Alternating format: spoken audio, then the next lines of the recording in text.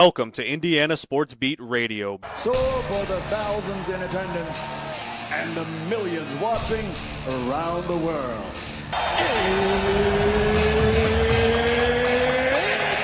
Time! 3 on the way.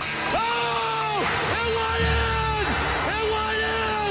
And Indiana wins the ball game! Know your role and shut your mouth, you jabroni! Float game for the win! Ayler's gone. Goodbye. Touchdown, Indy. Woo! IU. America. They got a football team now. It's pretty simple. I win. Google me. You know that I'm the cream of the crop. Now, here's Jim Coyle.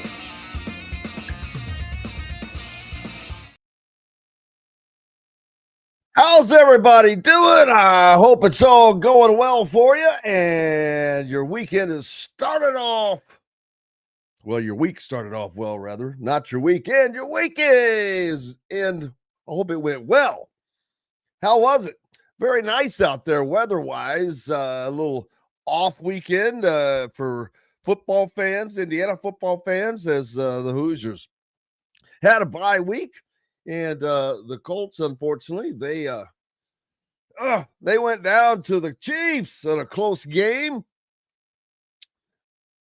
But you got a new week going. Hope it's starting off well for you. If not, we've got that opportunity to get it going for you.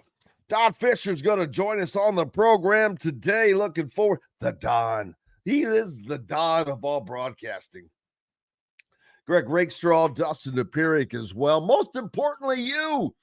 Glad to have you, no matter where, how you're listening. But if you're listening on radio, you've got it right in the right spot. Go ahead and lock that dial in. Throughout the day, the best in sports radio all day long, no matter where you go. How was your weekend? You can beat the Colts by blitzing. There you go, Brian. Well, it's bucket week. There you go. Jason says, first to say it.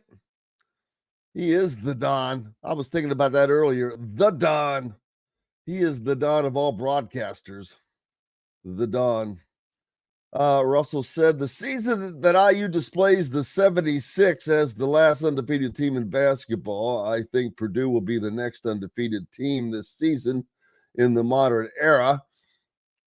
Well, I think you're wrong about that, but I will say this Purdue team, buddy, let me tell you, they are tough. They are good, and they are going to be hard to beat.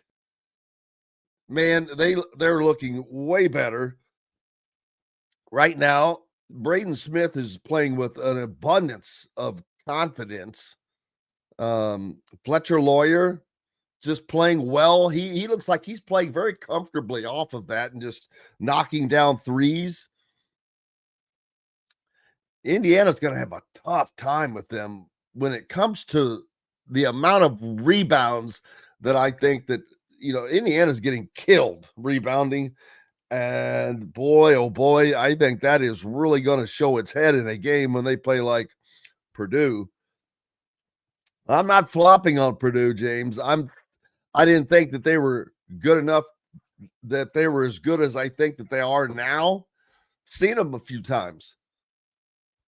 And they're impressing me. So call it flopping or whatever, but it's as things go along, things change.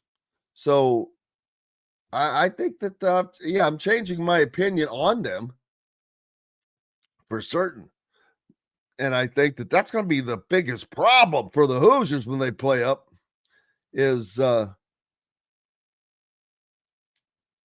rebounding. So, not sure what 67 and all that is, but hope you're having a good start to your week. And if not, we'll get it heading in that direction. Don Fischer on the program today. Looking forward to talking to the Don. Rakestraw will Pick up on where the high school playoffs are, as big weekend this past weekend of games that we talked about heading into this week. Friday night, man, there were some big games. Looking forward to talking about that. IU plays one of the teams coming up this Tuesday against Kansas State. They've got their schedules going to buff up here. We're going to start to really see what this team could do. No more excuses of sleepwalking, all that. Hey, get your head out of your ass and play, boys, or don't. That'll come to fruition on the floor. And there are no excuses. It's just you do it or you don't. So we shall find out. Jason says Bloomington South got a beat down from New Pal. Well, and then the week before that, my Highlanders got a beat down from South. So that's kind of what happens. Trickle down effect. Yeah, we'll talk about New Pal, but Brian pointing out I forget his name, but the kid from Knox failed to get the record. And that's a shame, I guess, of sorts, but things happen. And he went down, I think, about 370 something yards short of that record, but he's set a bunch of other records, so it won't. Congratulations to him. I mean, hey, he did a lot. That's a lot, man. A lot of congratulations that he gets to absorb for the rest of his life. He's going to be seriously in the record books forever.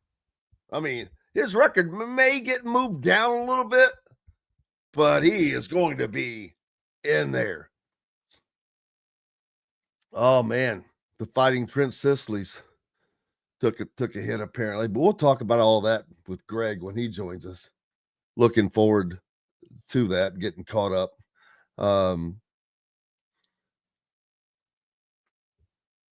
Russell says, so now IU new assistants are now getting involved with a freak of an athlete, 7 foot out of Spain. He will be a locked for Duke or UNC.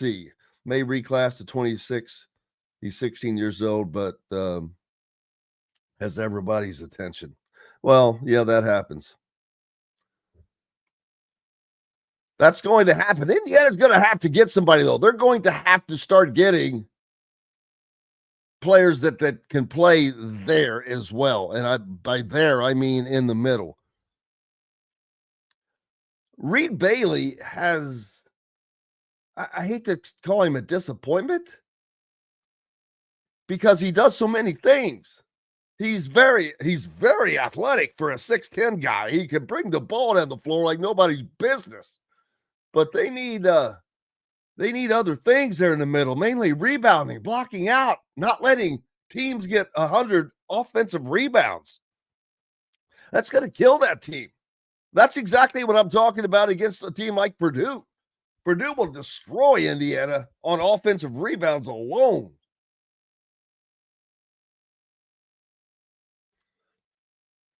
So lots of that. Hey, let's take a break. Want to make sure we're on time for the fish. Don Fischer, when he joins us. Lots more coming up here on Indiana Sports Beat Radio right after these messages. Andy Moore Honda is Bloomington's #1 Honda dealer for a reason. Buy a new Honda and get a 3-month break from car payments. That's right, no payments for 90 days. That includes the all-new, all-electric Honda Prologue. And you get it for just 0.9% financing. or the 2024 Honda Ridgeline Black Edition or the Honda Accord LX, both for just 1.9% financing. Get more to your door from AndyMooreHonda.com, Bloomington's #1 Honda dealer and your best place for new and used vehicles. If you're looking for a new home in the Indianapolis area, you need Cheryl Sizemore from Brick and Ivy Realty. Cheryl Sizemore has over 2 decades of experience, and that could be the difference in getting the home you want in today's tough housing market. Reach out to Cheryl at CherylSizemooreSells@gmail.com or 317-701-0838. That's 317-701-0838. Let Cheryl Sizemore sell or find your new home today. Huddle up, football fans. Tailgate season is here, and nobody gets you ready for game day like Academy Sports and Outdoors. Swing by your local Academy store or shop online at academy.com to find everything you need, from grills to jerseys and more. Be a watch party legend with gear from top brands like Nike and Under Armour, all at unbeatable prices every day. With 8 Academy stores across Indiana, including our Bloomington location, fun can't lose, and neither can you. Gear up today at Academy Sports and Outdoors. Zach Browning here to tell you about an offer you simply can't pass up. If you're looking for the best coverage of Indiana football and basketball, which includes recruiting, weekly chats, podcasts, as well as access to the best national team out there, then look no further than thehoosier.com. The best part, it's just $1 for the first week. Oh, and did I mention that you get a full year of access to The Athletic when you sign up? You can't beat the coverage, and you can't beat the deal. So head over to thehoosier.com today and sign up for just $1. It'll be the best decision you ever made. Welcome back, Indiana Sports Beat Radio on this Monday, getting your week started off right, and no better way to do that than with the Don of all broadcasters, Don Fischer. Had such a busy weekend this weekend. I know we're always lamenting how busy you are, and oh, that's right, you didn't have to do jack squat over this weekend. No, I'm just kidding, man. How was the weekend off, so to speak? It was relaxing, to say the least, after a couple of weeks in which we had 5 different shows or games to get ready for the last 2 weeks prior to this weekend. So, yeah, it was relaxing, and we had a good time, and we played a little golf yesterday. So that was really cool. That's probably the last day we're going to have a chance to do that. Yeah, well, we said that a couple times, but this weather keeps popping up nicely enough to give those opportunities. And you mentioned those multiple shows and things, and the preparation for all those is why everything's always changing. So there's so much new information that's always coming that that you're able to give to people, but that has to be absorbed and taken in when it happens at that quick of a manner.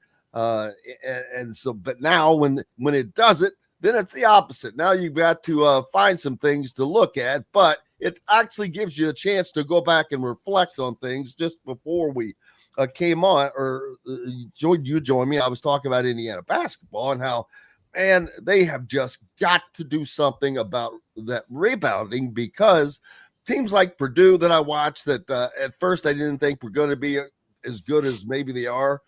They're pretty damn good. And rebounding is just going to be one of those areas that Indiana has got to fix, because it's going to absolutely destroy them in some games. Well, here's the problem with that.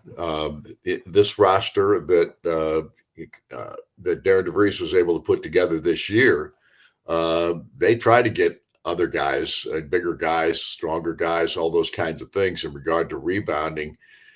What they got was the best that they could do under the circumstances. Right. And he got a good roster. There's no question about that. But you're not going to fix everything when you have a brand new roster. You're not going to fix everything the first year. It's just that simple. And yes, they've got to rebound better than they have in a couple of these ball games. But my belief is this team, and I think we've seen this the last 2 games out, I think this team tends to play a bit to their competition, a little bit. At least they did in these last 2 ball games. You've got to admit, Don, these when you add that to the fact that you've got a game at 6:00 on a Tuesday against Linwood, and nobody showing up. Yeah, and nobody in there. It's just like, wow, it's a recipe for sleepwalking. Well, Kansas State will not allow this team to sleepwalk and play and win a ball game because they have a really good ball club coming in tomorrow night. There's no doubt about that. They are 5-1. They got beat by Nebraska by a single point. Nebraska is a very good basketball team this year. That's better than they have been. They've kicked Indiana the last 2 years. We know that. They were able to beat Kansas State by a single point.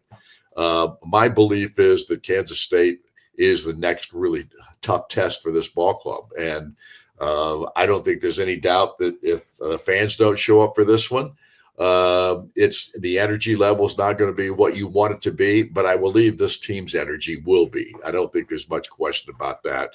Look, I've lamented the fan base at times through the years that this is a fan base that's rabid and all those kinds of things. But when it comes to some of these lesser games, so to speak, you don't have everybody in there, and the energy level is not what it needs to be on a continual basis. So our fan base needs to wake up to that fact, and this team needs that.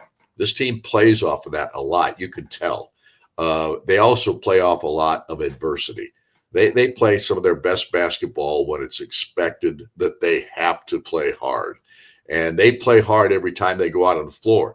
If you looked at the Lindenwood ball game and you looked at just the stats, you would sit there and go, Indiana played pretty daggone good. I mean, they held Lindenwood to 18% shooting in the first half, 25% shooting in the game. That's playing hard at the defensive end of the floor. And maybe your shots aren't falling like you'd like them to, especially for a couple of different guys in this ball club right now. But that being said, the way these guys continue to fight, there is the last two ball games have had a little more disjointed. I don't know if that's the right word for it. Just hasn't seemed to be as cohesive, maybe, or the ball hasn't moved quite the same way. We'll talk more about that with Darren DeVries tonight on Inside IU Basketball with the coach, because we have a show tonight at Hoosier Hanks at 7:05, and we hope that you can join us then, because there's no doubt. I think Coach DeVries, he's recognized that what's happened in the last two ball games a little bit, and maybe some changes will be made in that regard too. I don't know, but I do know this. This is a good basketball coach. It's a good basketball team, and this team is going to get better as the season goes along. Yeah, it's he seemed to be a little surprised by it because of how they had been practicing, and I've got to tell you, anytime I have personally seen this team in practice or whatever, they played hard. That's been their calling card, and so yeah. Again, I don't know the reason for it, so I'm not going to try to come up with one. Who the hell am I? I'm not the one that's in there, but I can just see it, as we all can. But it's not like out of 35 games that they're going to play that we didn't expect this to happen, because it happens with every team almost every year. Right. And this is the time. I mean, they're maybe they're looking ahead. I don't know. They've got Louisville, Kansas, Kentucky on the schedule, some big games, Kansas State.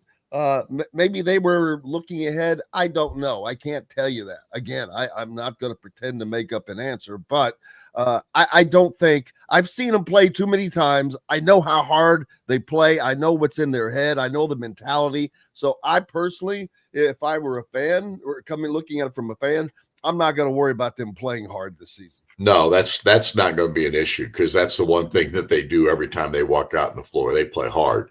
They may not play their best basketball every ball game, but they play hard and they play intensely. I just think right now the ball needs to move a little bit differently than it has here in the last couple of ball games, and we'll see. I think this Kansas State game will be a real test for them, and I think there's no question that Kansas State's capable. They have 5 players scoring in double figures, and a kid named PJ Haggerty, who has been lights out shooting the basketball for this ball club, averaging, I think, he's shooting 41% of his threes. He's averaging 28 points a ball game. He's got a high this year already of 37. So this guy can light it up, and Indiana will have to pay attention to him. But the rest of this ball club from Kansas State is really good as well. So this is going to be a real test for this Indiana ball club, and we'll see how it all plays out. Yeah, I think part of it, Don, is not hitting when they're not hitting threes. Maybe sometimes they lose a lot of confidence when instead of that, they're going to have to learn to fight through that and do other things because there's going to be plenty of nights where they're not hitting threes, whether it's on them or on the defense, but they're going to have to learn how to win through other means. Well, here's the other thing. This team is so much better than what we've seen in the past several years on turnovers. They're averaging 9 turnovers a ball game, just under 9 turnovers a ball game at this point through the first 5 games. That's remarkable compared to what we've seen in the past. Last year's team averaged around 12 or 13 turnovers a ball game, and they had some games in which they turned it over 23, 24 times, that kind of thing, which you can't have. This team takes care of the basketball. It's going to be a grind in the Big Ten. There is no question about that. And once you get into Big Ten play, that's when you find out really all about your basketball team. And so this is all a trial and error type period of the season because you're trying to figure out what you've got, what you don't have, what you've got to improve, those kinds of things. I can't disagree with the rebounding aspect. I think that's going to be a critical thing for this ball club. But it's going to be one of those things in which, they're going to have some games where they struggle in that regard. They're going to have to make it up in other areas. And not turning the ball over is one of the ways you do that. It's bucket week, Don. 12-0 on the line for this Hoosier football team. Not only that, you've got the leading candidate for the Heisman Trophy. What a season it's been for you, for the Hoosiers, for the fans. And now this gets to culminate potentially with a 12-0 regular season over the Purdue Boilermakers, which would make a lot of Hoosier fans happy. But it's the next game, number 1, and it is the opportunity to go 12-0, which is a huge, huge mark for this program before they move on to the next big thing, the Big Ten title game. It's historical. There's no question about it. Indiana can have won more games in the regular season than they ever have in history. So obviously back in the days, they were only playing 10, 11 ball games, whatever the case may be. But the fact of the matter is to go 12-0, if they can beat Purdue on Friday night this coming week, there's no doubt in my mind they will win that ball game, but you got to play it. And you never know about rivalry ball games. It can always turn on you very quickly. There's no question this football team had, both teams actually, had a bye week at the right time for each. Purdue had their bye week this past week as well. Both teams are beat up pretty good. Indiana needs to get some pieces back. I'm hoping that Drew Evans is available. He may not be. They may hold him out again. Elijah Surratt hasn't played for 3 weeks in a row now. Khalil Benson has been banged up and hobbled and coming in and out of ball games with an ankle problem, I guess it would likely to be. That's what it looked like in the couple of ball games that he's been limping out of there. But he comes back in and plays all the time. And getting Brendan Frankie back, I think, might be a real key for this ball club too, because he kicked the ball so well throughout the season. And Quinn Warren's done a really nice job subbing in as a sophomore on kickoff and so on, but I don't think quite to the level of what Frankie was previously. And what's the latest on Frankie? I can't answer that. I just know he's questionable or he's out for this game. He's not out for the season. And Drew Evans is not out for the season. So, no. Anyway. I'll be honest with you. I don't expect to see Drew Evans until the Big Ten championship. If not, I don't know. We don't know how serious the injury was. Obviously serious enough to keep him out this long. Right. So I don't know. It to me, it would be, hey, if they're 100% plus, then okay, let them play to knock some rust off. But if they're not 100% plus, I'm keeping them for possibly the CFP run. That's going to be a question. Yeah, and here's the other thing. Guys like Evans and Surratt, who have not played, and Frankie, all have not played in quite some time. So all three of those guys need to knock some rust off too. And you'd like to get them, if they're capable, if it doesn't cause them an issue, or if they're still being cautionary with their thinking process about those particular players, don't play them. But if there's no doubt that these guys can help you later on, you keep them out. If there's questions about their health, but you also would like to get those guys back into action just to get them back into action. So it's not like they're going in there cold with the hits and all those kinds of things that you have to deal with. Absolutely. Don Fischer, the voice of the Hoosiers. Where can they catch you tonight and Thursday? Yep. Looking forward to it. Hoosier Hanks. No, it's not Thursday. No.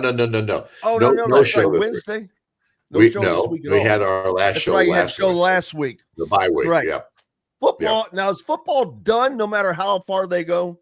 Talk shows are done, yes. The coaches' shows are done. Yeah. You can head to Hoosier Hanks tonight. Don will be there. Don, thank you very much. Appreciate you, boss.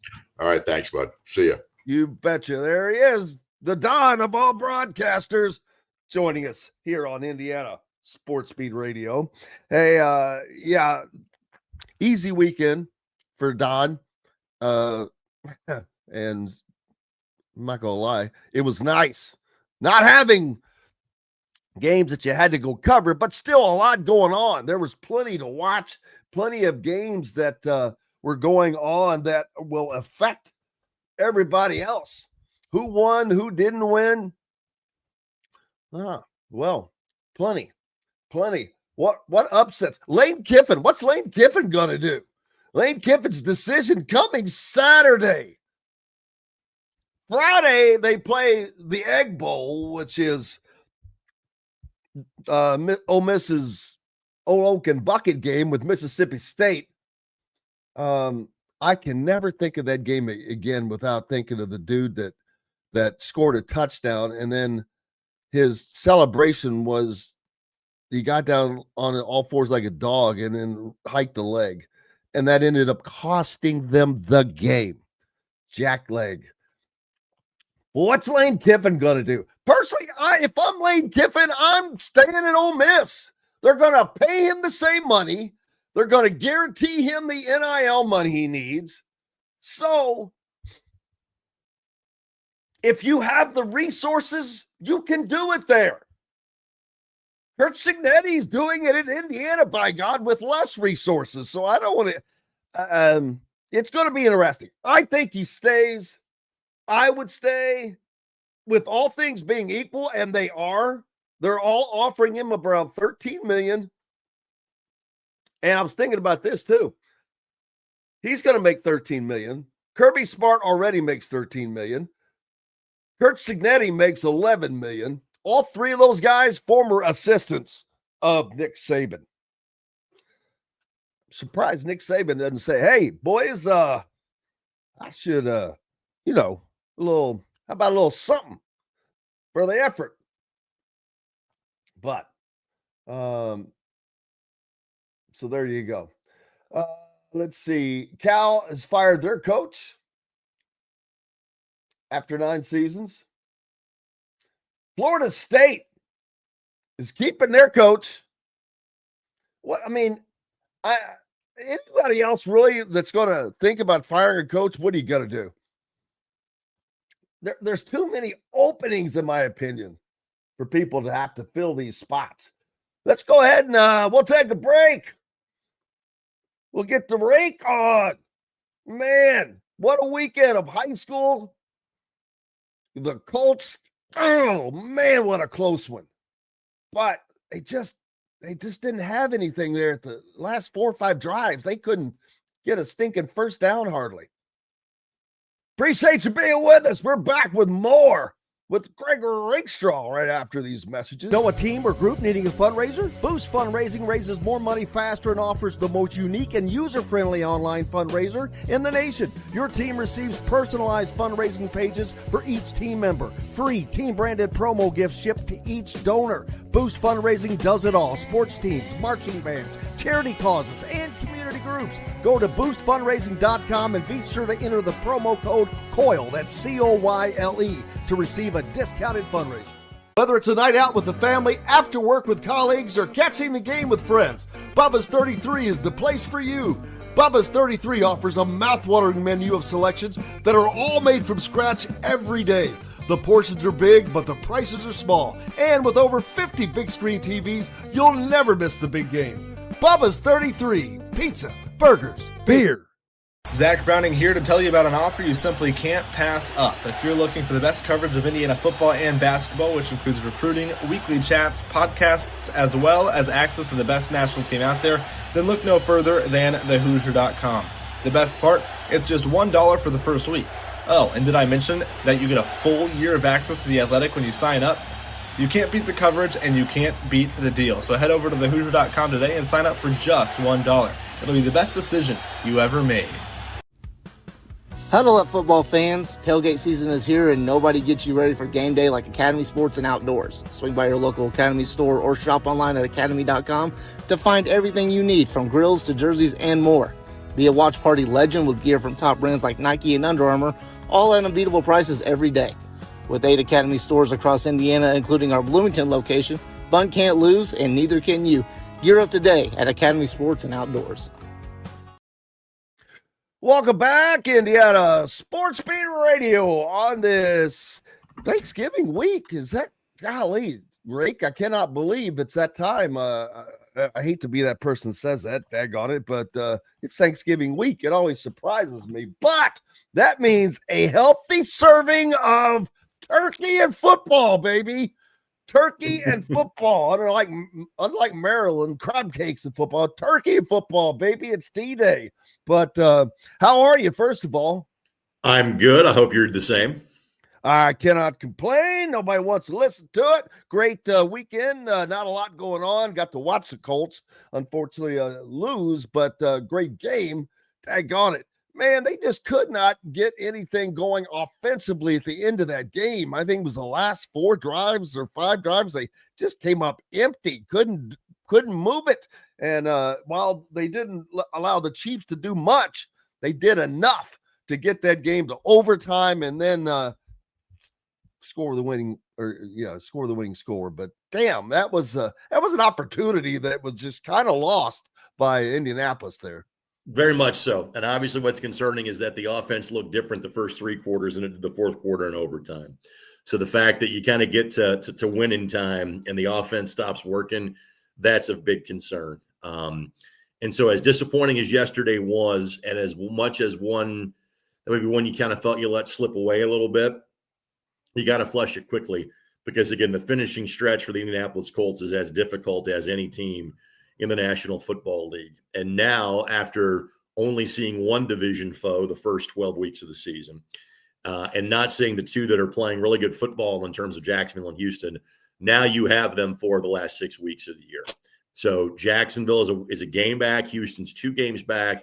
Houston here, first home game in 5 weeks for the Colts. And then to Jacksonville, a place you haven't won since 2014. So frankly, now the conversation for the Colts goes back to the AFC South. If they handle business the next 2 weeks, they should largely have that covered and taken care of. And now we can get back to the kind of Patriots-Broncos discussion in terms of the top of the AFC South. But right now, it's about securing that first division championship in 11 years and getting that first playoff home game in the same length of time. Yeah, and man, a great weekend coming up, set up for this weekend in games. Brownstown Central in high school, making switch, and the Fighting Dan Dockages in 2A. I'm sure he's proud of that. I forgot I was at 1A and I forgot. Milan got beat, so it's Pioneer and South Putnam. I had half of it. So correct. Yeah, so the schedule for the weekend: 1A, 3A, 5A on Friday. So Pioneer South Putnam is the 1:00 game. Cascade is a first-time state final participant. They had the Saturday game. They beat Gibson Southern. Cascade takes on Lures, who are the Slayers of Knox in terms of the Friday night game. The 5A game, we'll see Maryville downstate for the first time really in nearly 50 years, since 76. When they take on New Pal. Then it's 2A, Andran and Brownstown Central. And again, the Brownstown Central story, Reed May has been there forever and won a lot of games. They have never made it a state championship until this year. They went to Lapel on Friday night and won that game by 10. Both those teams were undefeated. The 4A game will be a rematch of the season opener between Roncalli and Dwenger that Roncalli won 3-0. I would expect it to be a little more offensive. Ow, are you kidding me? The 6A game is a rematch from last year's state championship and a regular season rematch as well, because it's teams from the same league in terms of Brownsburg and Westfield. Brownsburg getting back there is not a surprise, even though in the South they have the difficult path, but there was kind of a slew of upsets along the way for them to get there that maybe ease things a little bit. But Brownsburg, I had them Friday night. They were fantastic. Nothing flashy. They're just so solid in all aspects of the game. And I saw a Westfield team in week 2 that did not look good. And they looked good when I saw them in the sectional final. They've been good ever since that time. And they played Brownsburg to a 14-10 game back in week number 6. So should be really there's only one game that I think, Jim, might have the possibility for a blowout, and that is the 5A game between New Pal and Maryville, because New Pal. I was going to pick it because for the very reason I was thinking, okay, in that class, my Highlanders had been destroying people. They had won like 48-7 in one sectional game, I think. Well, then they get beat like 55-7 by Bloomington South, which I was shocked.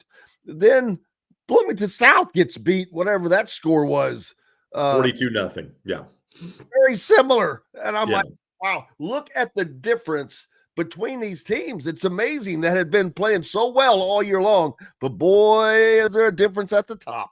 Well, again, that's just what New Pal has done. And Kyle Ralph, whenever he's done coaching, will go down as one of the great high school coaches in the history of Indiana football. New Pal was a good program. Is not what they are now. And they're on their way to 6A. Next year, if they make the state finals, or simply if they win this game as expected on Friday night, if they make the semi-state round, they would play in 6A for the first time 2 years from now via the And aren't they actually a 4A Correct. school? They have oscillated back and forth between being a 4A and a 5A. So they have won 5A previously. They dropped back down. They won 4A last year against East Noble. Now they play in 5A. I've spent at least one more year in 5A. They will get to 6. Again, there's a handful of guys like this that frankly are college level coaches that are coaching high school football. Kyle is one of those guys. So they are on their way. And again, Maryville plays in probably the best true 5A league, which is the Dunedin Athletic Conference, that does have a couple of 6A schools in it, like Crown Point, like Lake Central. But a lot of the really good 5A teams are in their league. So it's not as if they're not doing what they need to do to be prepared to play in a game like this.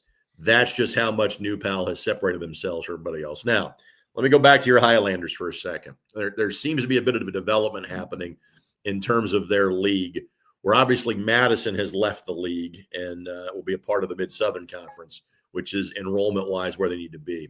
Yeah, I didn't know that, but yeah, they're more of that size. Is that Jennings County is leaving the league for football. They are staying in the league for other sports, but they are going to play an independent schedule in football.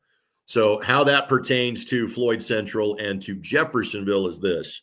It allows you the opportunity to have a couple of weeks during what would normally be conference season to find someone to play to better prepare you.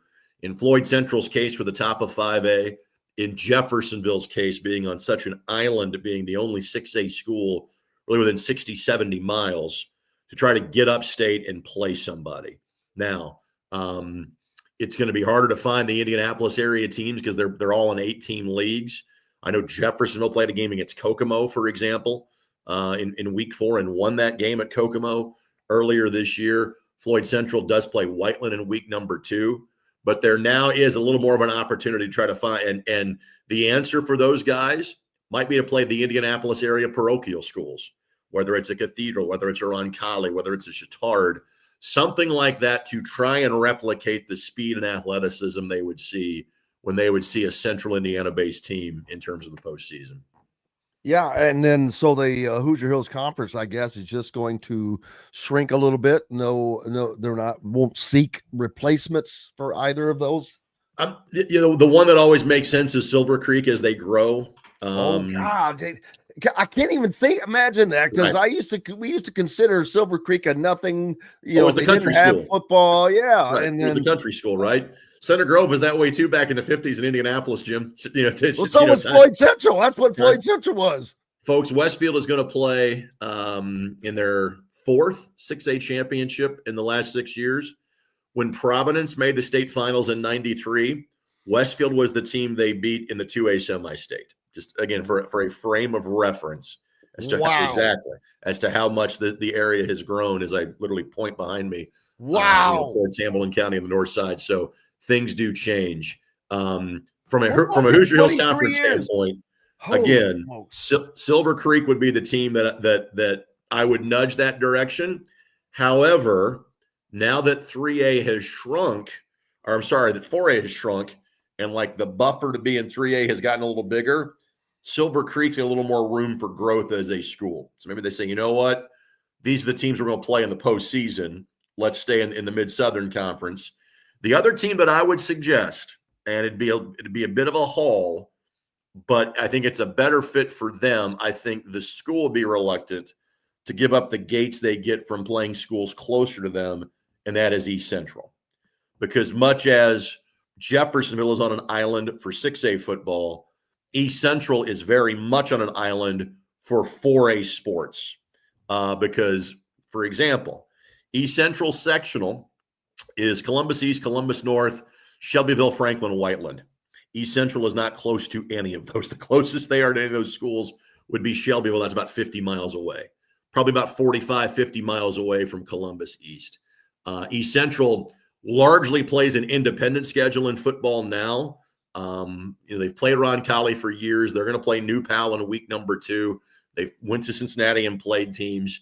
So there's not many schools that could join the Hoosier Hills, and it would make enrollment sense. But Silver Creek and East Central are the two that I would keep my eyes on. But again, I'm not sure if either of those two would make that jump to play Columbus East, Seymour, Jeff, New Albany, Floyd, Bedford, North Lawrence. And the other thing to keep in mind would be Columbus North, as their league is really starting to dissipate. The Terre Hautes are bailing. It's really going to be Southport, Bloomington South, and Columbus North. That's all that's left. The folks, which ironically, Bloomington North used to be in the Hoosier. Correct, and North is going to going to the mid-state next year. Bartholomew County School Corporation has always tried to keep North and East separate in terms of their league alignment because of open enrollment, frankly, between those two schools. There may not be much of a choice. Columbus North may be knocking on the door and saying, hey, we need somebody to join up with. So just like in college athletics, we're Absolutely. seeing a lot of movement here among teams and conferences, which like we have not seen at this rate, maybe ever at one time. Right. I mean, there has been a trickle-down effect from what people see at the college level. From a high school standpoint, we've seen a lot of conference movement the last 5 years, almost more of an acknowledgement as to what areas are growing and what areas are not. The MIC had Carmel and Center Grove leave. They're going back. There is, like, for example, Newcastle. Okay. Newcastle is one of the programs you always think about for boys basketball in this state, play in the North Central Conference. Well, then about a decade or so ago, they switched to join the Hoosier Heritage Conference, which is Greenfield, New Pal, Delta, Yorktown, Pendleton Heights, et cetera, because it was a much better geographic fit. Now Newcastle feels that they don't have the enrollment to keep up with those schools. And now Newcastle's going to be in with schools like Delta and Eastern Hancock and Shenandoah, which is one of the county schools in Henry County. It's an acknowledgement of, hey, we're not the days of the big automotive factory in town anymore. We have the world's biggest high school gymnasium, but we don't have the kids that can fill it. And so you saw that in the Sagamore Athletic Conference, which is now a large part of those schools are in a league called the Monon Athletic Conference, which Cascade is in, that is playing in the 3A championship. So, yeah, Jim, it has been, and really at the level, say kind of below the 4A basketball, 6A football level, a lot of those schools in the Indianapolis area are realigning basically based on what they think their enrollment is going to be going forward. Which is the smart thing to do, right. I guess. Which is odd that it is all happening at this time. Bam. Yep. Just at one time. Why is that? When one chair moves, everybody looks for a new seat, Jim. When somebody makes the move, there is a ripple effect. There is a domino effect that moves everybody around. So one pebble in a lake has a ripple effect. You see that. Boy, do you. The Colts take a tough loss against the Chiefs, man. What is up next for the Colts? They've got to get back on the winning side of things. The momentum was going so well for them. It was going well in that game, but again, at the end, it went away. They've got to get this momentum back to where they're, moving forward. Houston Texans. And so back at home, again, the Colts have not been home since October the 26th because what was supposed to be their home game against the Falcons moved to Germany. So it's been a minute since the Colts have been at home. And after this one, the Colts only have 2 more home games left. So we are now hitting the business end of the season for the Colts. And, momentum in baseball is the next, game starting pitcher. Kind of the same thing for the Colts. Momentum is now find a way to beat your division rival at home. Texans, have been up and down this year, but clearly are trending in the right direction. They beat the Buffalo Bills. They sacked Josh Allen 8 times on Thursday. And they should be getting C.J. Stroud back, who has missed the last couple of games due to a concussion. Davis Mills has kind of successfully held the fort down, and now Stroud comes back, and this is one of, again, if you win these first 2 big division games, Houston and Jacksonville, we're having a different conversation for the last 4 weeks of the season. If you split these or lose both of them, now we're having a completely different conversation as to what the end of the season looks like. Yeah, because right now the Colts lead the division. It was a 2-game lead, a nice 2-game lead, but now that quickly shrunk to 1 after that loss yesterday. So, man, oh man, the cushion they've had kind of went away. I mean, it looked like this was going to be theirs to just casually walk through the season with, but not so fast, my friends. Funny thing is, Jim, is that we kind of talked about it when the season came out and the expectations were maybe a little bit lower for this team, that we're thinking, hey, maybe it's a 10-win team. The conversation was almost, hey, get to Thanksgiving weekend in the vicinity of 500, knowing you play 4 of 6 division games to finish the year and then take care of business and win the AFC South. The bar has been raised, but still the first goal every year is win your division. And again, the Colts owned this division from 2002 through 2014, and they have not won it since. So step 1, win the division. What's the first step of winning the division? Beating the Houston Texans on Sunday. That's where all the focus and energy of this team needs to be after losing yesterday in Kansas City. Absolutely. What is up next for Greg Rakestraw? So start of the high school basketball season from the boys' standpoint. So games on MyND-TV 23, Tuesday and Wednesday. Tomorrow night, Fisher's in Ben Davis, followed by Avon and Plainfield. I get to celebrate Thanksgiving with the family. And then I've got a unique doubleheader both Friday and Saturday. So on Friday, I'll have the call of Butler and Wright State on ESPN+. Then I'll have the 5A championship game between New Powell and Maryville. On 6A, on Saturday, I'll have the 6A game in the evening between Brownsburg and Westfield. I'll have IU Indy and Morehead State on ESPN+ at 2 o'clock on Saturday, and then Colts and Texans on Sunday. So, Jim, just, for me, just your average week. Yeah, just not a whole lot going on there. I see. You'll easily be able to burn off the Thanksgiving holiday calories, man. You would think so. Lot. That is clearly I haven't, but I appreciate your kind thoughts about that. Thank you. Oh no, and me as well. Plus, Friday we've got Indiana and Purdue playing in the bucket game on a Friday evening, so it's kind of an unusual Black Friday. And then you've got the other normal games that go on Friday, like the Egg Bowl and all that stuff. Sure. But it's crazy. All the things that would be going on, and you'll be right in the mix of it. So where do they need to tune into? To MyND or ISC? Sure. So ISC Sports Network will have the 2 games Tuesday and Wednesday. If you want to watch the high school football state finals, ihsaatv.org. It is pay-per-view for the state finals, but if you basically buy a ticket, to watch a game, you get the 3 games from that day. There is a weekend pass that you can watch all 6 games of the high school football state finals. And again, to watch my college basketball work, ESPN+. Just know this: if you have an ESPN+ subscription, there's probably a 50-50 chance I'll have a broadcast that day on ESPN Plus. What I do with the Horizon League, with IU Indianapolis, I had Indiana State, Ball State on Saturday night. The Indy 11 games that I do, I put the plus in ESPN Plus. So if you got ESPN Plus, you have a good chance to find me on a semi-regular basis. I like it. I put the plus in ESPN Plus. That's a great commercial, man. Appreciate that. Thank you. You betcha, brother. Well, appreciate you. And enjoy Thanksgiving. Happy Thanksgiving with the family. Do y'all have like the normal dinner? Because some people like to do some different stuff. And I'm not opposed to not having turkey on Thanksgiving, but some people like to do different things. Turkey, ham, mac and cheese, mashed potatoes. You got to have stovetop stuffing. You got to have the big old throat rolls, as they would say at Lambert's and Sykeston. So I am probably more traditional than most. But frankly, Jim, you put it on a plate in front of me, I'm going to eat it regardless. So I'm going to eat whatever they're serving, buddy. I as long as there's mashed potatoes, you got to have some gravy, green bean casserole. Oh yeah, right. You got to have gravy. Right. And I'm a lighter gravy person flavor, but it doesn't matter, I guess, at the end. But you got to have green bean casserole. I need corn, actually, because I like to mix all three of those together. And the sweet potatoes, the sweet potato casserole that tastes like a damn dessert.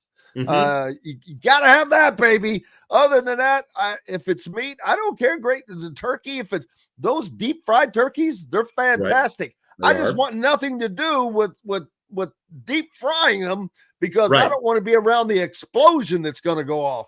I don't want to have somebody burn their house down. Thanksgiving is important. It's not that important, Jim. Oyster dressing. That sounds great. Brian says his grandfather made oyster dressing. No, that would be great. Buddy, happy Thanksgiving. Appreciate you. We'll talk to you next week. Thank you, sir. Greg Rakestraw joining us here on Indiana Sports Beat Radio. Thanksgiving week edition.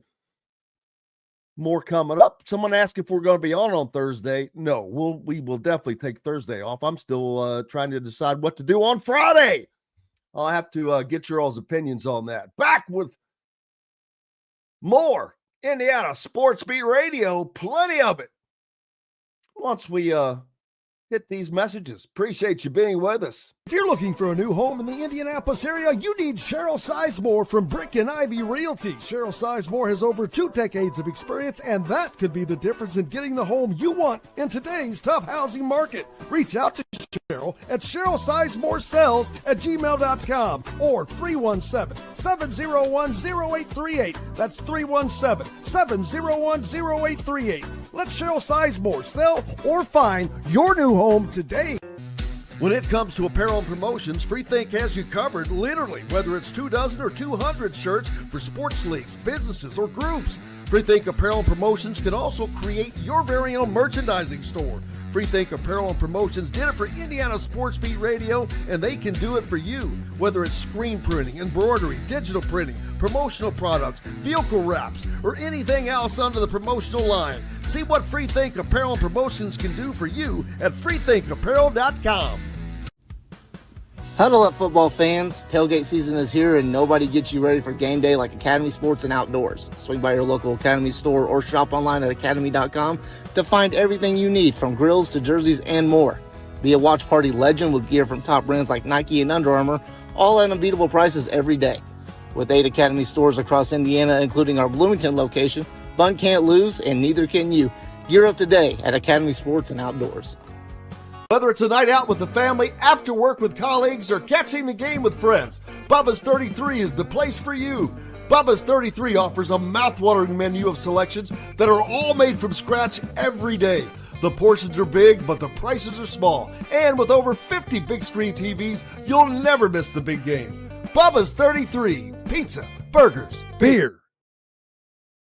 Welcome back, Indiana Sports Beat Radio, coming to you today on this Monday, Thanksgiving week, short week for most of us. Let's see. Yeah, off on Thursday for certain.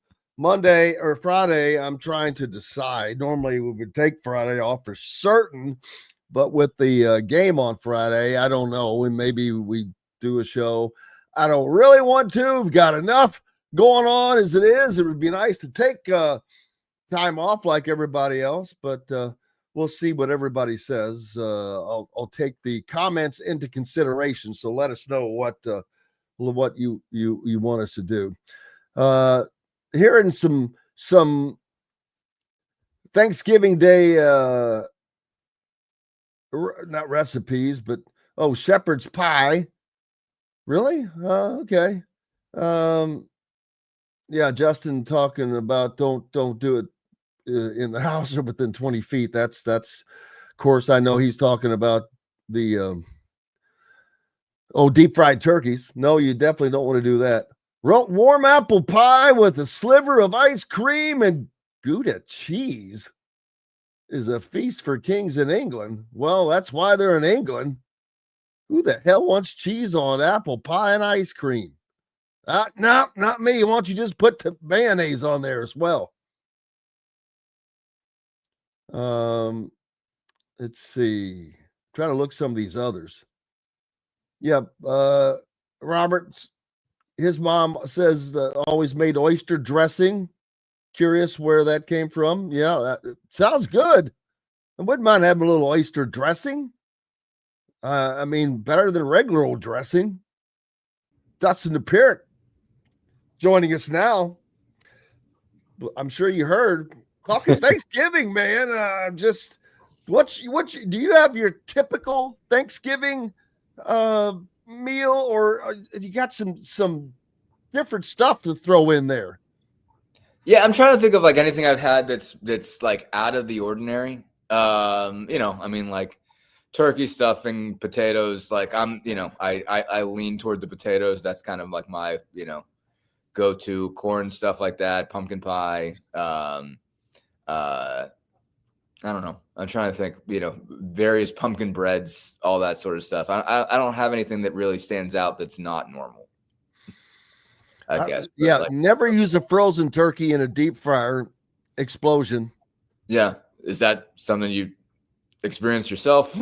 No, very maybe. I'm talking, if you've ever seen videos of people trying to deep fry turkeys, there's ways to do it. There's ways not to do it. The videos are usually the ways not to do it. Yeah. No, I've only seen it done once. I want to say this is probably 10, 12 years ago, something like that. I was still, because like usually I just go up to my in-laws because, we're close. But before I met my wife, I remember I went to my brother's house in Pittsburgh, and my cousin came over and he was doing the deep frying. And I remember this was it definitely seemed like an adventure. Like we definitely all had to watch and stare. We my brother had kind of an outside thing in his apartment in Pittsburgh, and it was we just kind of definitely an old guy thing to do. We all just stood out there and watched my cousin do this to be okay, how's this gonna go? What does this even look like? And I remember it going okay. Nothing got torched, as I recall. But it was an interesting attempt. But that's the only time I've seen it done. Yes. Russell saying turkey has chemicals that will make you sleep. It's not chemicals, but tryptophan. Tryptophan. Yes, tryptophan, baby. The famous tryptophan trick.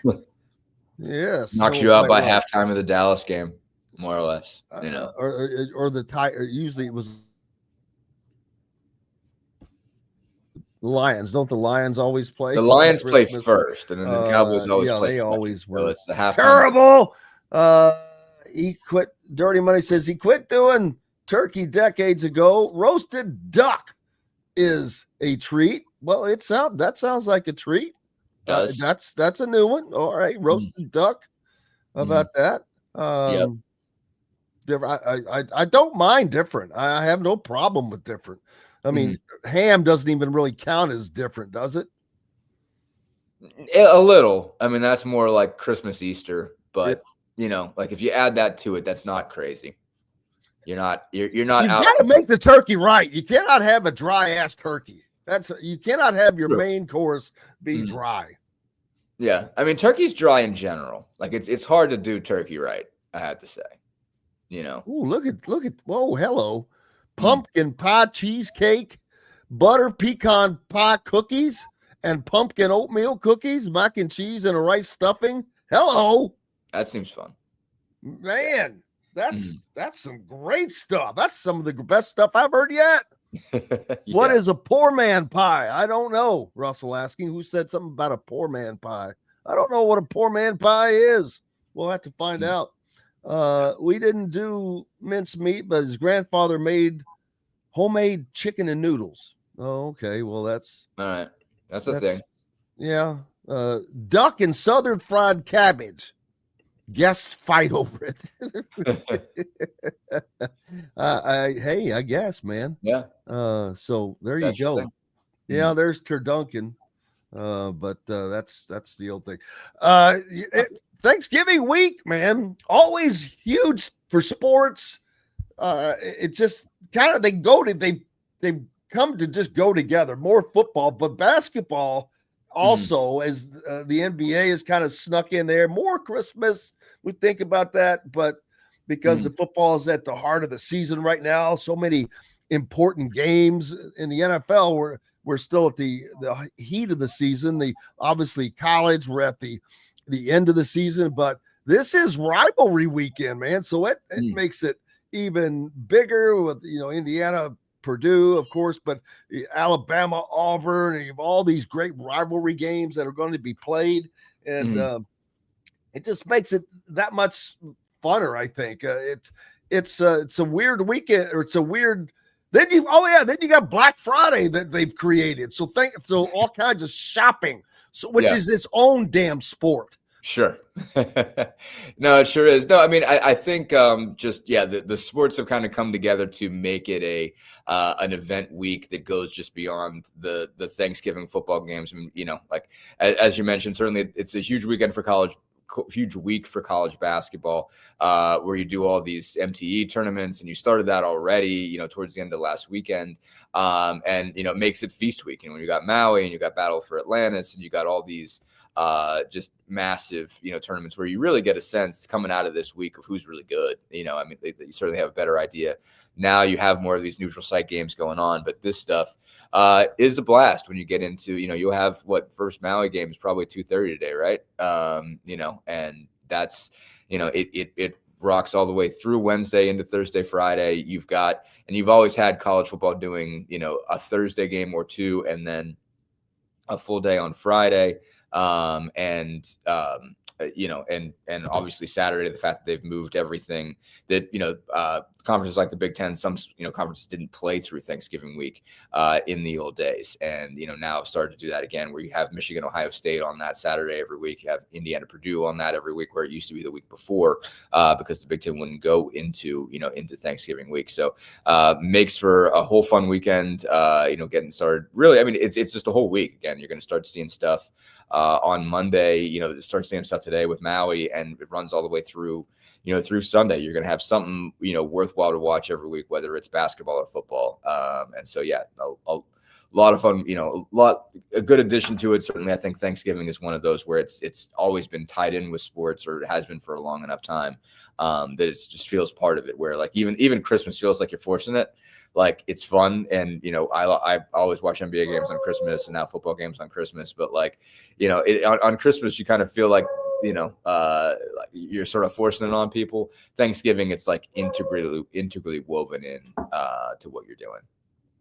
Yeah. And it doesn't matter what. I mean, it seems like every sport is going on right now, virtually, that with the exception of baseball, unless it's probably being played in the Dominican Republic and Puerto Rico and stuff. Yeah, but I mean, we've got NFL football, NBA basketball, the college games, college football and basketball, and the high school are all still in their playoffs right now in football. Starting basketball, soccer is going on, women's basketball. There is just so much going on at this moment, and especially tournaments. Soccer is college soccer is at tournament time.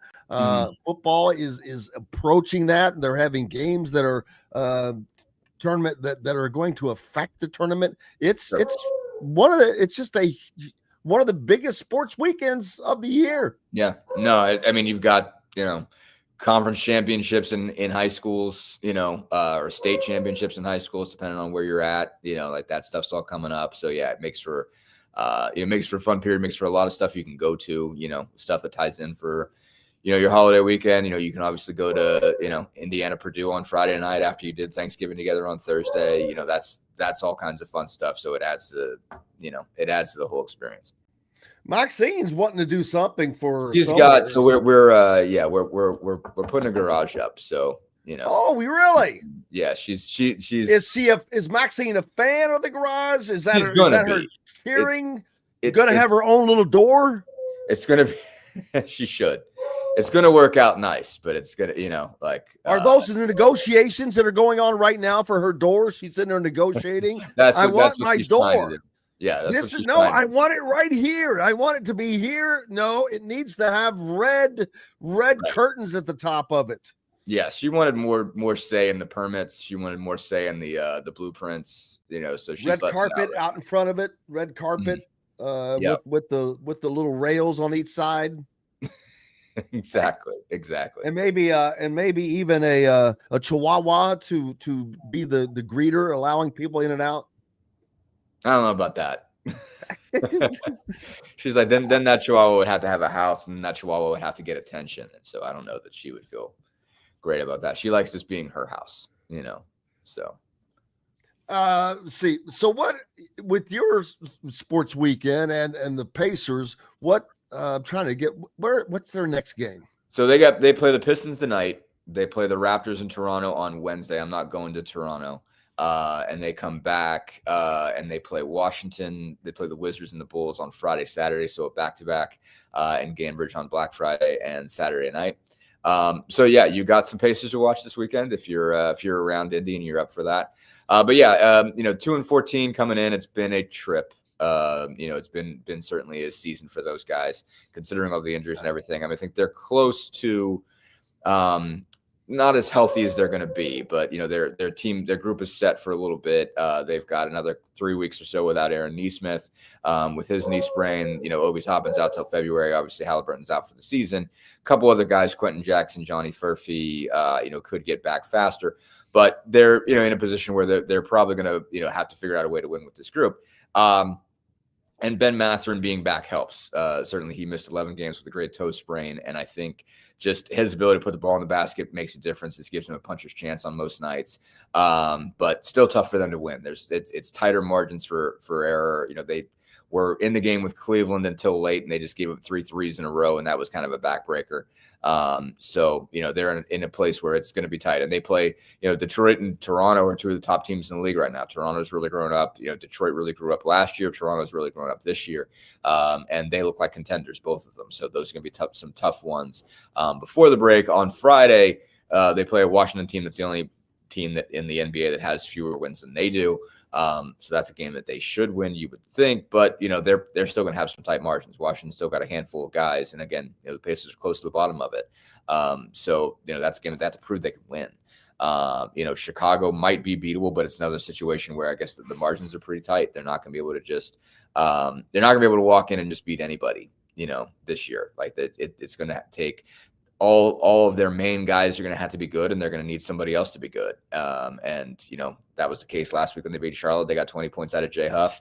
On Friday against Cleveland, they got, I think, 20 points total out of everybody who isn't Mathurin, Nembhard, Siakam, McConnell. So it's basically those 4 guys, I think, scored 89 points. The other guys scored 20. So they're going to need, a little bit more production than that. What team in the NBA has been the surprise for you this year? Anybody jumping out? Toronto counts. I knew they were going to be pretty good because they've got a lot of talent. They've got a lot of these, big, long-armed, small forwards, guys you remember, Scotty Barnes, RJ Barrett, Brandon Ingram, kind of figured that group had a shot, but it's been a little bit better than I thought. They're 12-5 so far. The 76ers didn't know what to make of them. They're 9-7. Embiid is still hurt, but VJ Edgecombe has been terrific for them. So he and Tyrese Maxey give them a puncher's chance both night. They really started off good. They're 4 of their last 10 that they've won. Maxine's going to have to be okay with not going outside here. But, they've been, I think, a little bit better than I expected just because didn't know what they were going to be because they had such an injury-riddled year last year where Maxey, Paul George, and Embiid were all out. And even though George hasn't played much and Embiid hasn't played much, they've still been pretty good, and that's been, I think, better than I would expected. Bulls have been a touch better. Expected the Hawks to be all right. The Heat are a little bit better than maybe I thought. The West you knew was going to be good, and it was just a question of when is San Antonio going to make that leap, and they're making that leap. Certainly, I think Wemby's going to miss a little bit of time here, but they're 11-5 to start, and you're just like, okay, when is that jump coming for them? When is he going to be the guy that's MVP candidate versus rookie of the year candidate? And he's getting there. I don't like you've seen he had a spectacular start. You did see some opponents kind of get used to him and come up with a strategy to push back, but he's still going to be terrific, and you're still going to see that leap to, it's not far from him being one of the 2 or 3 best players in the world. That's going to be the case within a year or two that he's going to be at that level. So it's just a question of when does kind of San Antonio take over the league, and the clock is ticking on that because it's getting close. Man, Oklahoma City looking like they're going to be running back to back. Detroit, surprise in the East, and Toronto, as you mentioned, Cleveland up there. But how about the drop by Boston, man? They're very pedestrian at 9 and 8. Man, I mean, you the same situation where they're doing better than the Pacers are, and so like them at 9 and 8 is not a big surprise to me. I mean, I'm interested to see how this all shakes out. If those top 11 teams, the teams that are top 11 right now are all within 6.5 games. I mean, everybody's at least close to 500. I mean, Milwaukee at 8 and 9, that's a little bit shakier than you want if you're the Bucks. But you knew Boston was going to take a bit of a stumble with Tatum out for presumably the year. I mean, I guess he's got a better chance. He's got a little bit more runway than Halliburton does to try to get on the floor before the season ends, maybe in the playoffs.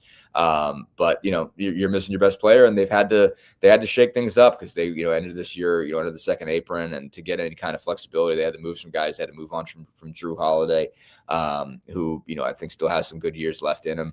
Al Horford, they let walk, they let Cornet walk, they let Kristaps Porzingis walk. So, I mean, it wasn't just Tatum that they lost, it was a bunch of guys. And so if there's less talent there, there's still some dudes. I mean, they added Anthony Simons in the Holiday trade, and I think he's a nice player.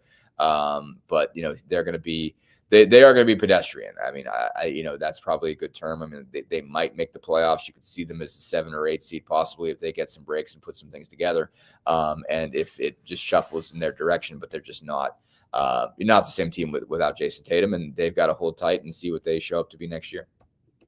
Hold tight, baby. We'll be back with more Indiana Sports Beat Radio. The great Dustin Dopirak from the Indy Stars with us, and Maxine back with more right after this.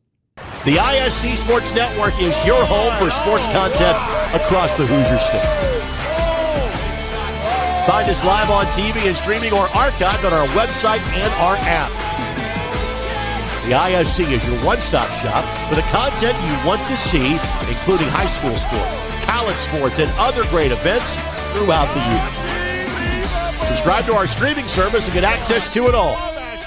ISC, local lives here. Know a team or group needing a fundraiser? Boost Fundraising raises more money faster and offers the most unique and user-friendly online fundraiser in the nation. Your team receives personalized fundraising pages for each team member. Free team-branded promo gifts shipped to each donor. Boost Fundraising does it all. Sports teams, marching bands, charity causes, and community groups. Go to boostfundraising.com and be sure to enter the promo code COYLE, that's C-O-Y-L-E, to receive a discounted fundraiser.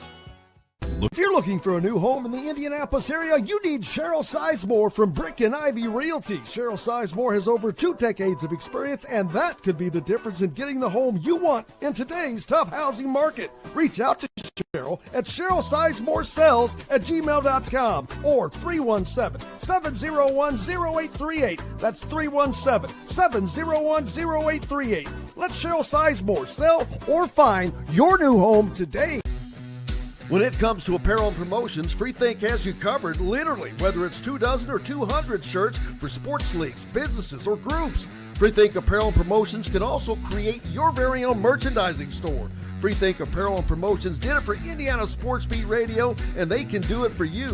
Whether it's screen printing, embroidery, digital printing, promotional products, vehicle wraps, or anything else under the promotional line. See what Freethink Apparel and Promotions can do for you at freethinkapparel.com.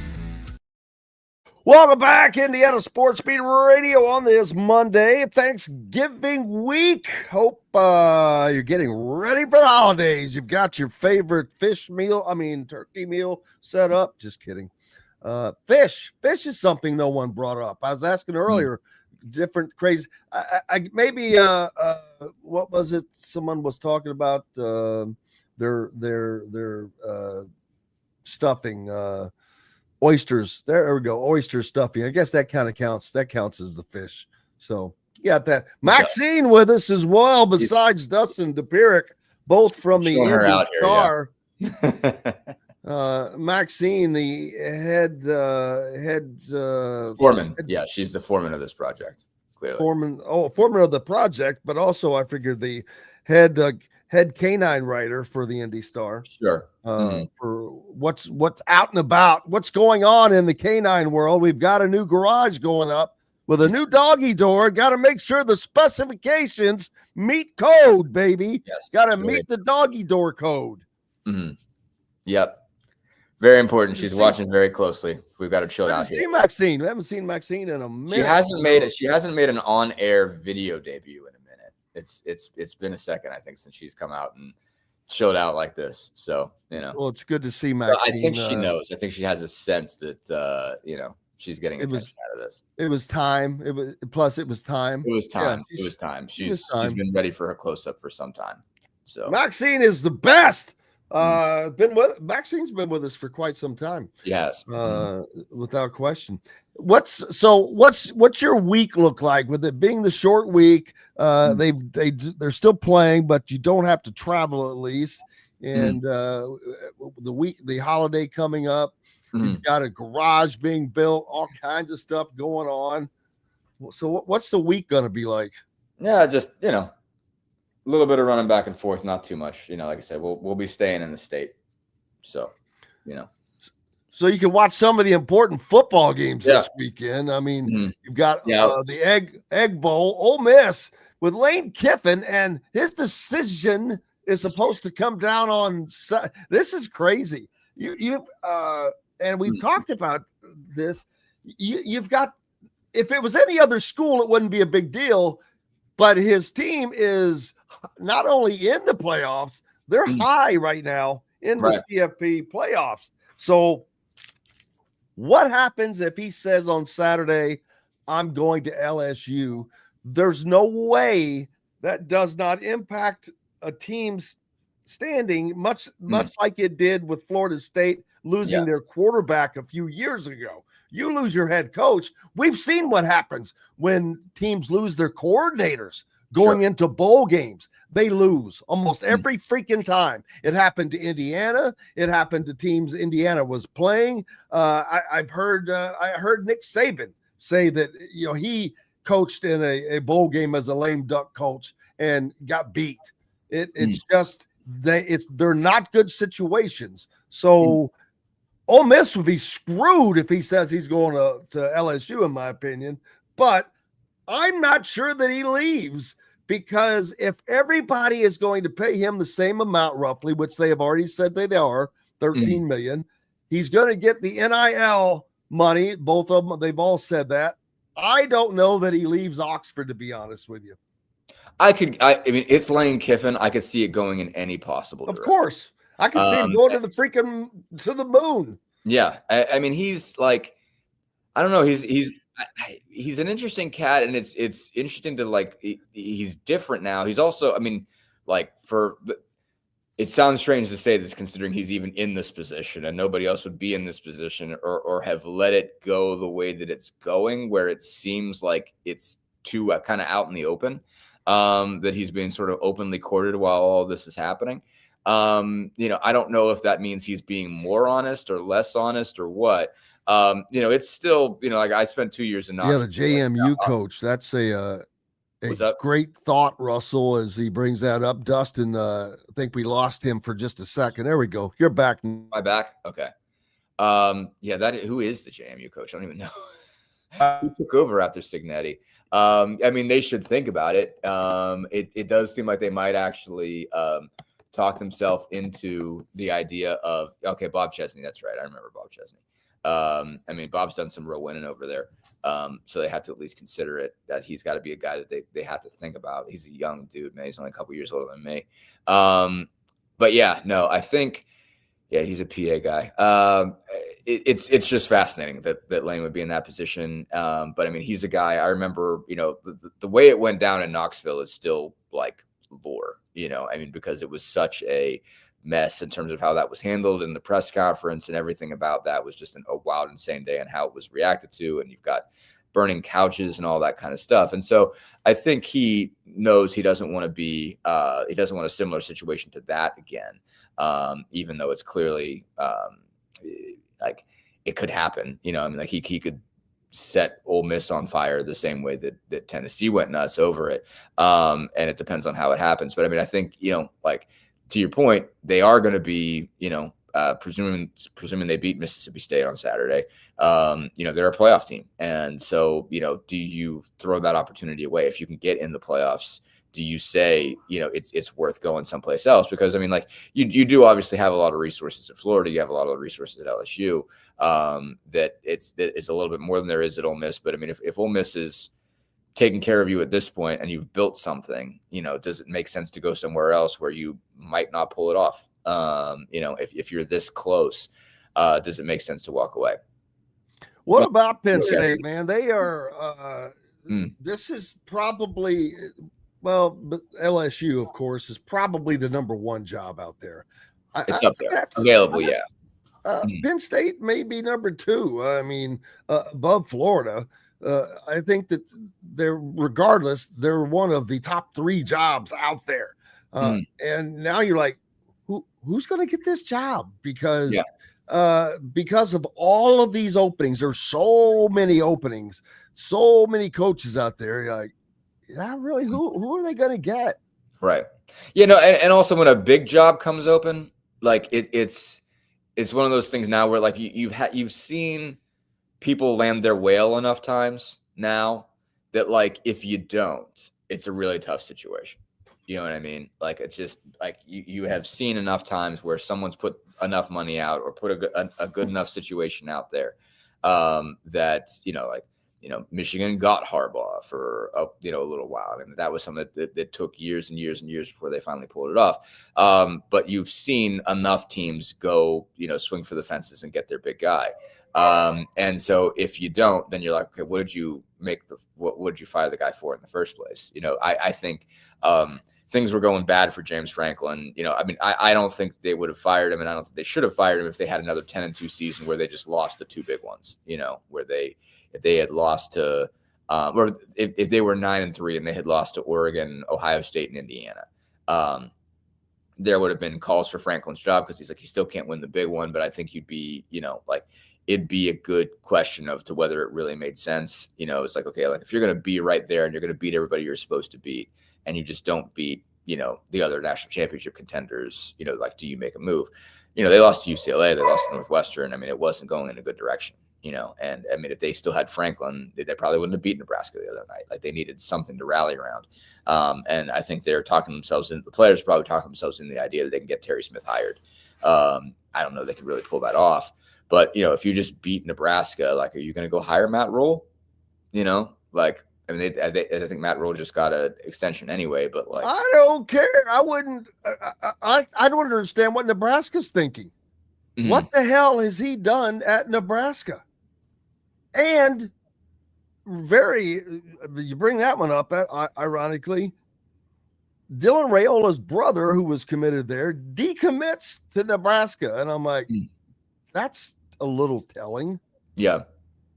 Yeah, sure is. So, so I don't know. But no, it's tough. I mean, it's tough to know, okay, who should you get? You know, I mean, like there were people talking like, what about Brian Kelly? I'm like, I don't think Brian Kelly. No. I'm not I've never been a fan of Brian Kelly, to be honest with you. And I'm wondering, I'm like, who the hell's going to hire him? Yeah. I mean, somebody will, you know. Yeah, but I think he's really going to take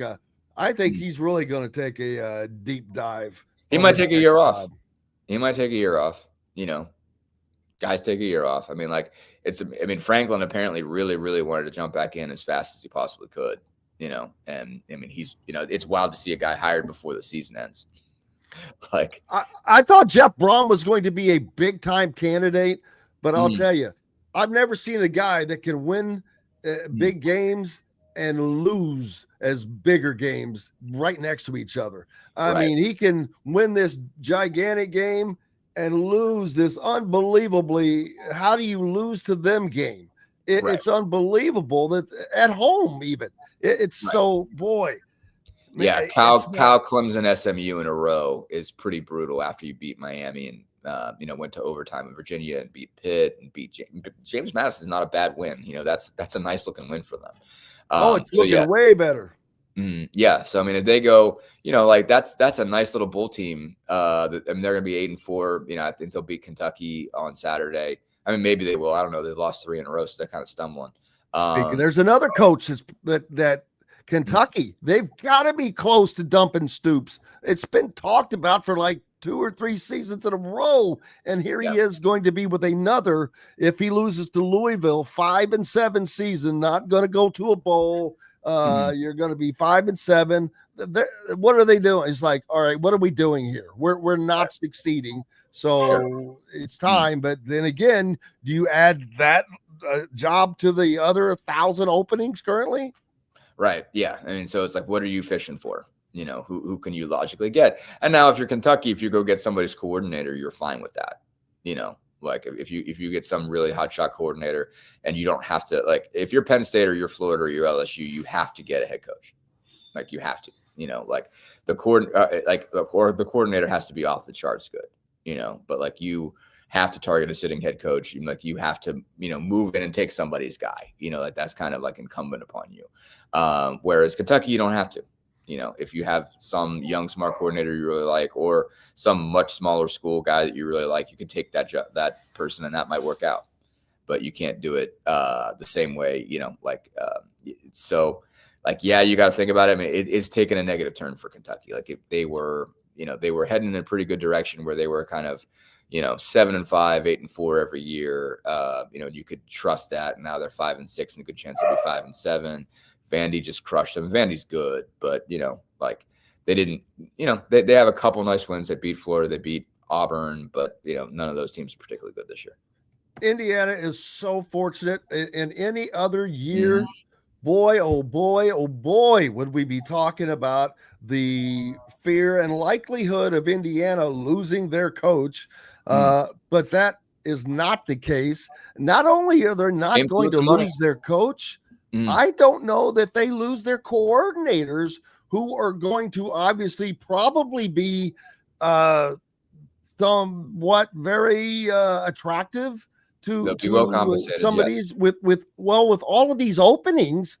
Man, they've got to get looks. But I wonder though if either one of these guys, after, and I've talked about this a lot, after the years of toiling with Curt Cignetti, they've been with him for a decade, both of them.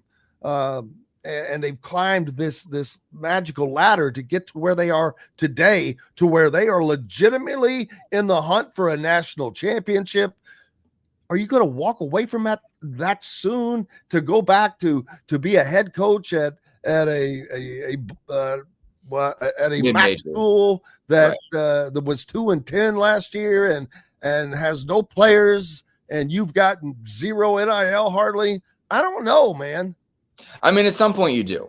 At some point you got to go be a head coach if you want to be, you know. I mean, there is I mean, you could be a coordinator for your whole life, but basically like I mean, there is all kinds of questions in terms of, okay, like when do you do it? When do you move over? Guys that are coaches want to be head coaches, and, you know, like at some point a job comes available and you have to take it, you know, and you don't know when that is until that's the case. And I think, you know, Cignetti is one of those guys I mean, I could just see this from a distance, and most coaches are like this. Most head coaches are like this, that they'll tell their coordinators when it's time. Like it's like, hey, that's one. There tends to be. I've seen this. Like that's one of the more noble things about the coaching profession, is that head coaches seem to be pretty good about their pupils and knowing when it's time for them to kind of fly the coop and go run their own program, and knowing when it's a good program, and because you don't want them to go take a job and it go downhill, and then like you're like, well, what did I do this for? But I think it's like, hey, at some point, you want them. I think it was Terry Saban called Kirby Smart and one of the other Nick Saban guys like their baby coaches. Yeah. I think they do view it that way. Like they really view these as like. I don't think Kurt Cignetti is considered one of those, by the way. Maybe not. I mean, it might be one of the really baby coaches, but I mean, he didn't. I don't know why.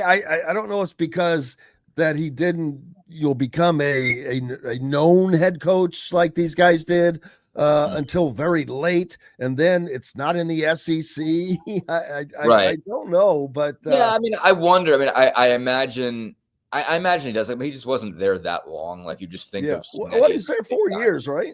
Yeah, I mean, it wasn't like forever. Like it wasn't like Nick was part of. He was part of the staffs at LSU or whatever. But yeah, no. I mean, I think he.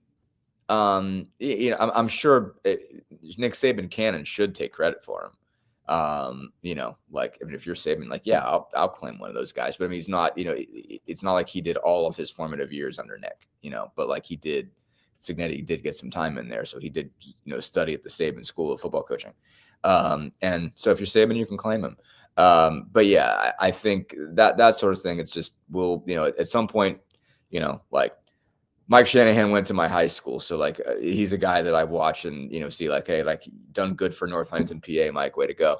But like, I'm sure he's not going to let Mike go somewhere. Mike played at Pitt when Cignetti was there. So I mean, that's where that kind of relationship begins in the first place. So it's like he's not going to tell him, hey, go on your own now if he doesn't think he's ready, and if he doesn't think the job's like good, he doesn't think the job is one that fits. Tino Cincinnati went to UCLA and was out of a job in a year. So it's about fit. It's about being in the right place. It's about, like knowing you have the resources. And like, that's one thing you can do as a coordinator or an assistant coach, is that you can lean on your boss, to tell you, hey, is this something I should take or not? And your boss tends to be smart about it and not just selfish and say, well, I want you. I don't want you to ever leave. Like I need all my guys to always be there.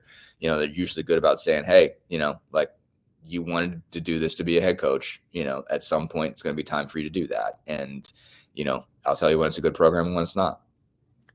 I mentioned this earlier, and now the exact numbers. When Lane Kiffin signs his next deal, 3 out of the top 4 highest paid football coaches in college will be former Nick Saban assistants. That's wild, but makes sense. Yeah. I wouldn't mind having a cut off of that, I'm sure. Yeah, well, I'll take that. Yeah, I think. It's just, there's reasons, like, the guy ran a hell of a program.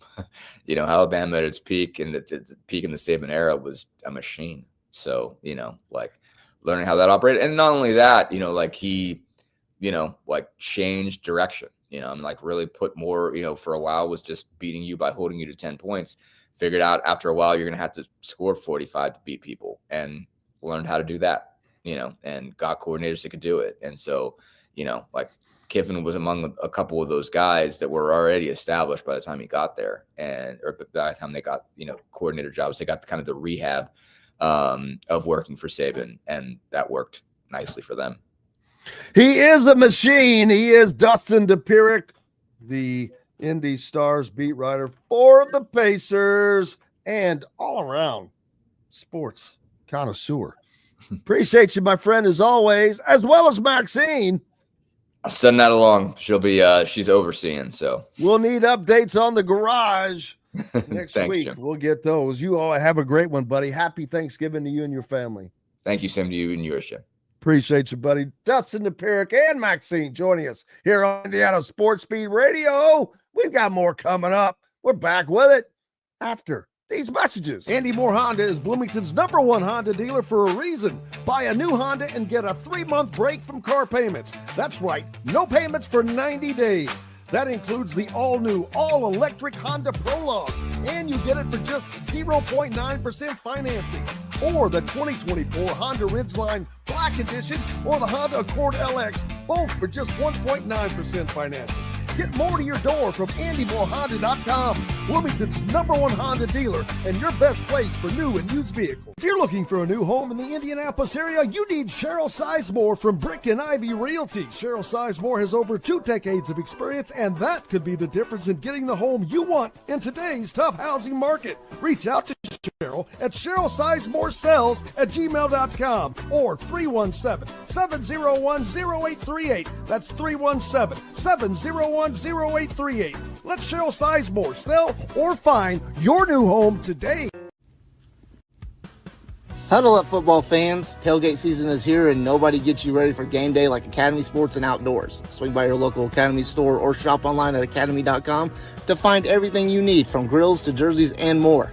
Be a watch party legend with gear from top brands like Nike and Under Armour, all at unbeatable prices every day. With 8 Academy stores across Indiana, including our Bloomington location, fun can't lose, and neither can you. Gear up today at Academy Sports and Outdoors. Zach Browning here to tell you about an offer you simply can't pass up. If you're looking for the best coverage of Indiana football and basketball, which includes recruiting, weekly chats, podcasts, as well as access to the best national team out there, then look no further than thehoosier.com. The best part, it's just $1 for the first week. Oh, and did I mention that you get a full year of access to The Athletic when you sign up? You can't beat the coverage, and you can't beat the deal. So head over to thehoosier.com today and sign up for just $1. It'll be the best decision you ever made.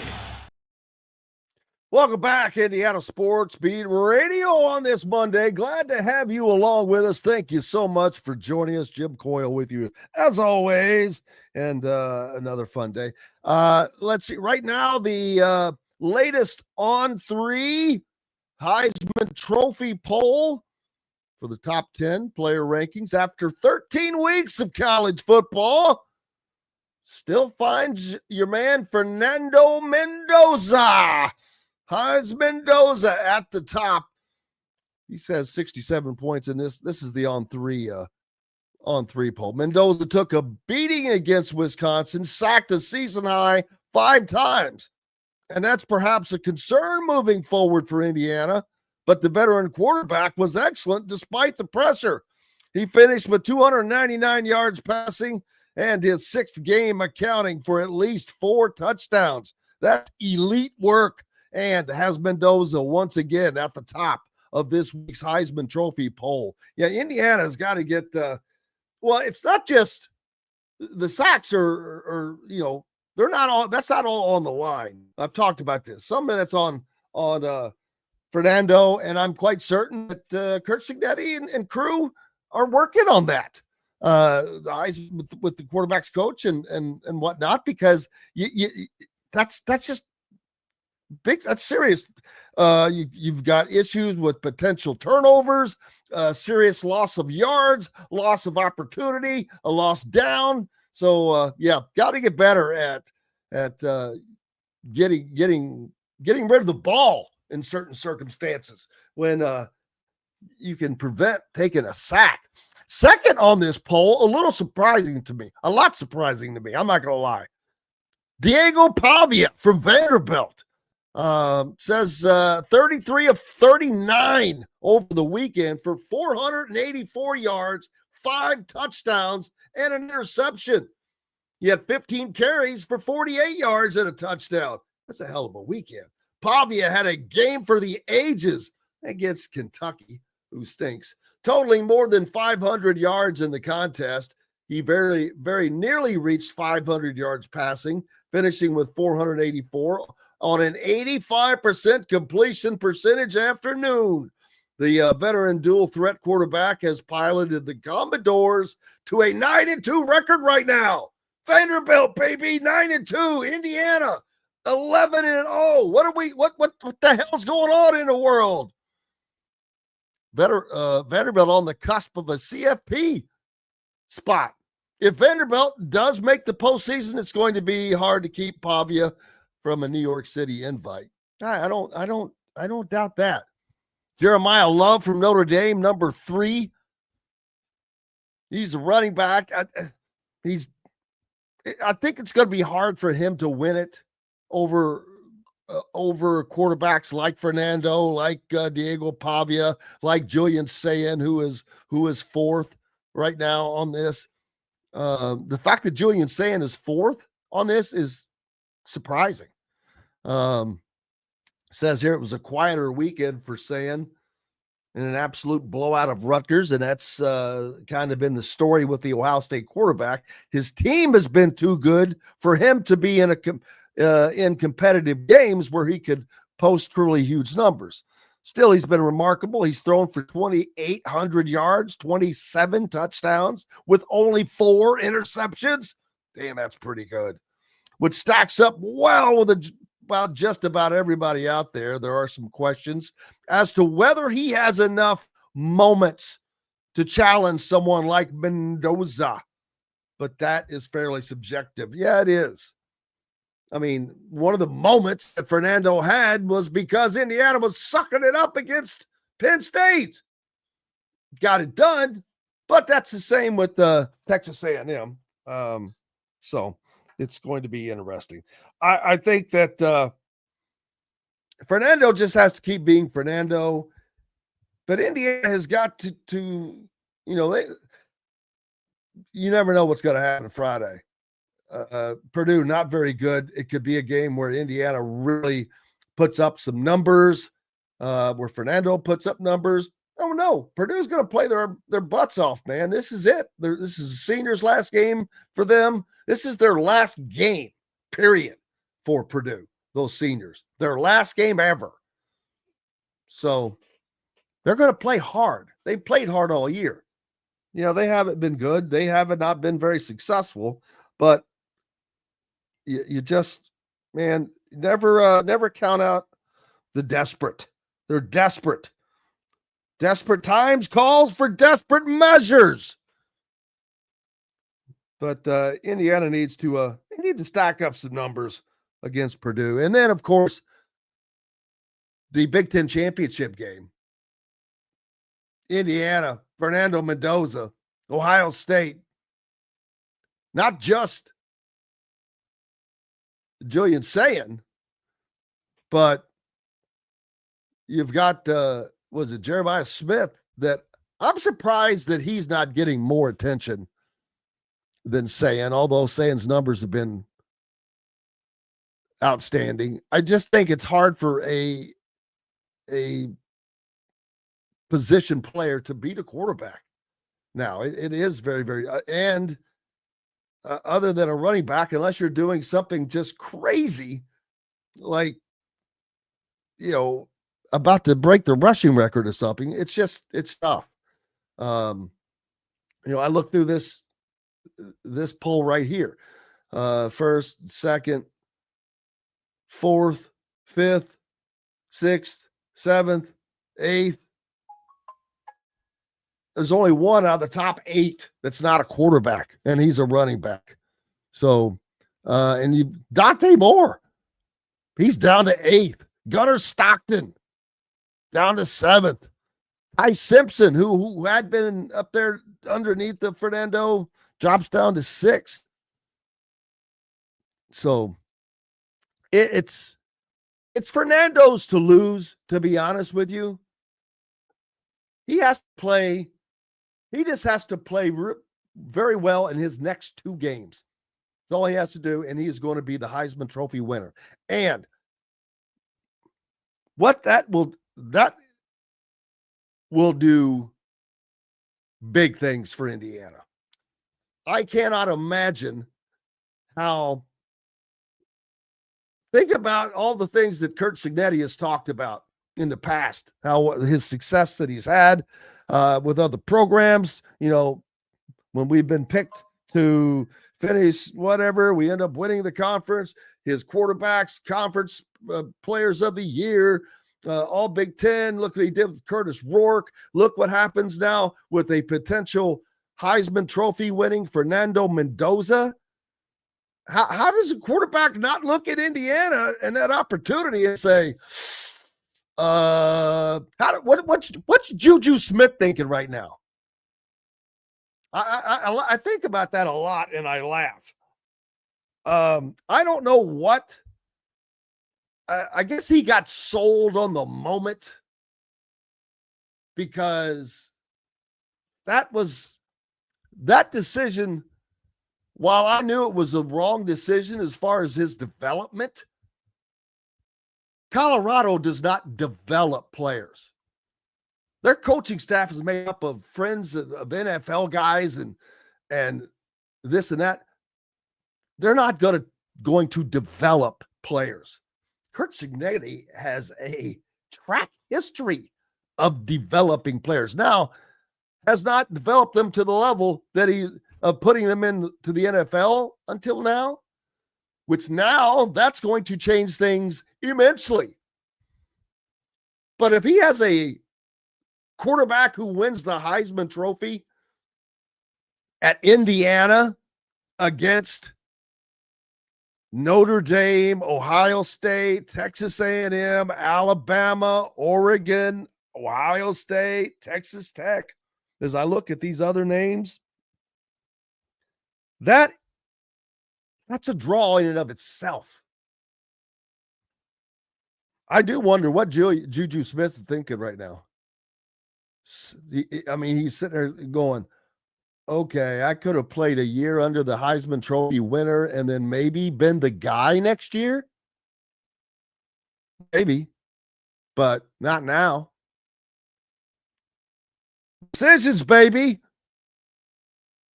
Did it work? How well did it work out for Nico Amaliava? Worked out great for Joey Aguiar, who swapped. Decisions, man. Decisions. You got to make decisions for the right reasons. Nico Amaliava, obviously his decision was based on money. And how'd that work out? I don't think it worked out very well. So, just lessons, man. I wonder if these guys learn these lessons. If they see this. And think about that. Who knows? Bucket game this week. Who's going? Anybody going up to Lafayette? I'm thinking there's going to be a lot of red at up in West Lafayette. Oh, daggone it. I'm having a mind fart thinking of their the stadium there right next to Mackey. But anyway, their fans don't have much interest in going, period, because they thinking, we're probably going to get beat badly by their rival. Not only that, Indiana has the opportunity to go 12-0 for the first time ever up in West Lafayette at Ross-Ade Stadium. Thank you, Gritty. Man, they're going to go 12-0, and it's going to happen at Ross-Ade Stadium. So right now, if that happens, Indiana will have gone 12-0 for the first time ever at Ross-Ade, and they will have given Purdue their worst ever loss. That's a lot of stuff, man. That's a lot of stuff. But got to play the game. Got to come out of it healthy. That's the most important thing for Indiana. Come out of that game healthy. We've got all week to talk about it. Looking forward to it. Well, we've got half a week to talk about it.